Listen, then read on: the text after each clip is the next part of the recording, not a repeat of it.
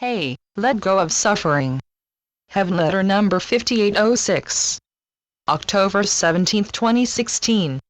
Have you, somewhere along the line in life, perhaps at an early age, learned that suffering comes along with the territory of earth? That you must surrender to suffering, that one way or another, suffering will reach out for you and pin you down. Have you thought you must prepare for suffering, that you must steel yourself against suffering? You are prepared. Ready, set, go. You stiffen against suffering. It is not so easy for you to bounce back. Perhaps you are resigned to a fate of suffering. You invent unfavorable odds and give yourself slim pickings. My dears, getting yourself ready for suffering makes you tense. Anticipated suffering and the actual onset of suffering both make you tense. Suffering and/or fear of suffering render you pain. For this lifetime, you may have been geared to wait for pain.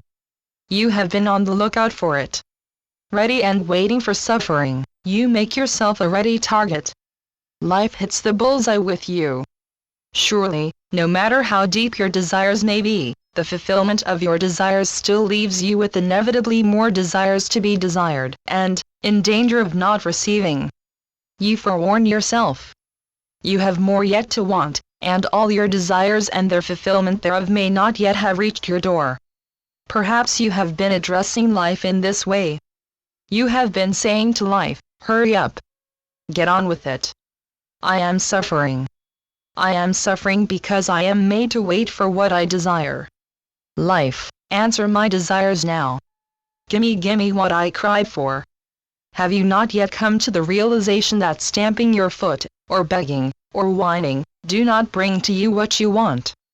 The fact that you strongly want something, no matter how much you want it, and no matter how much you deserve it, doesn't mean that it has to come to you on schedule or come to you at all. Sometimes, simply not expecting nor demanding anything may hasten its arrival at your door. The arrival of your desires is not the only purpose you have for being on earth. It's perfectly fine to accept what comes to you, certainly.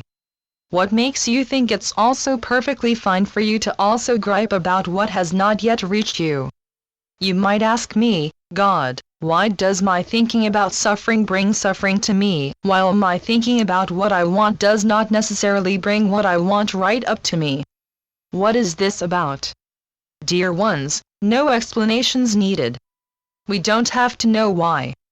Your wanting an explanation already suggests a certain amount of disgruntlement. Likely as not, you probably believe in suffering more than you believe in good fortune.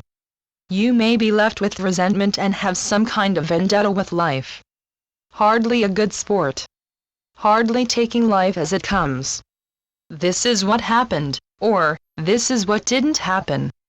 That's all you or anyone knows. Don't jump to conclusions as to why or why not. Who knows even what really is happening in the first place, let alone why or why not.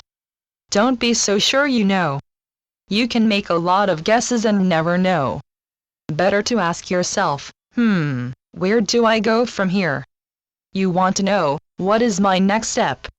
Am I a champion or a defeatist? How much do I hold on? And how much do I let go?